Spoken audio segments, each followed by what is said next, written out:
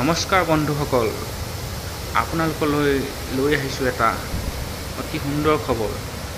আমাৰ তিতাবৰৰ ওচৰত অৱস্থিত তিতাবৰ জলসিঞ্চন বিভাগৰ দ্বাৰা পৰিচালিত তিতাবৰ 1966তে বনোৱা এটা বৰ্তমানো সুচাৰুৰূপে পৰিচালিত হৈ থকা এটা FIS, যিটো নতুনকৈ সজাই পৰাই তুলিছে জলসিঞ্চন বিভাগে আপোনালোকৰ বাবে।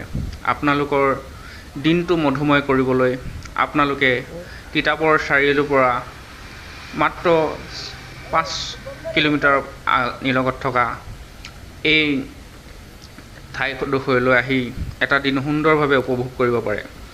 ইয়াত ধুনীয়াকৈ সজাই পৰাই তোলা হৈছে আৰু লগতে এটা প্ৰাকৃতিক মনোমোহা পৰিৱেশ আপোনালোকে ইয়াত দেখা পাব।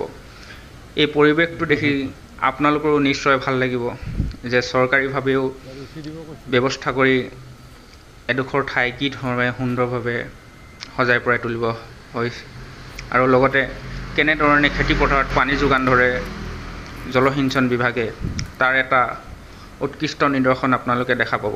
আপোনালোকক মই অনুৰোধ কৰিলোঁ, এইবাবে অনুৰোধ কৰিলোঁ যে মই নিজেই একবাৰ আহি পিনি অভিভূত হ'লোঁ এটা সুন্দৰ জেগাৰ আমাৰ তিতাবৰ অঞ্চলৰ কাষতে থাকি।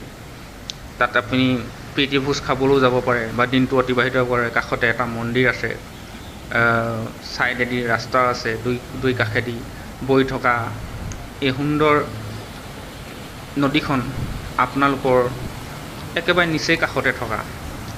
আমি দূৰ দূৰণি বহুত দূৰ জেগা চাবলৈ যাওঁ, কিন্তু আমাৰ কাষতে থকা যিবিলাক সুন্দৰ পৰিৱেশৰ জেগা, সেই পৰিৱেশবিলাকতো আজিলৈ ভিডিঅ'টো ইমানেই, আৰু আশা কৰোঁ আপোনালোকে ভিডিঅ'টো চাই ভাল পালে। গতিকে লাইক কৰিব, শ্বেয়াৰ কৰিব আৰু ছাবস্ক্ৰাইব এটা কৰি দিব।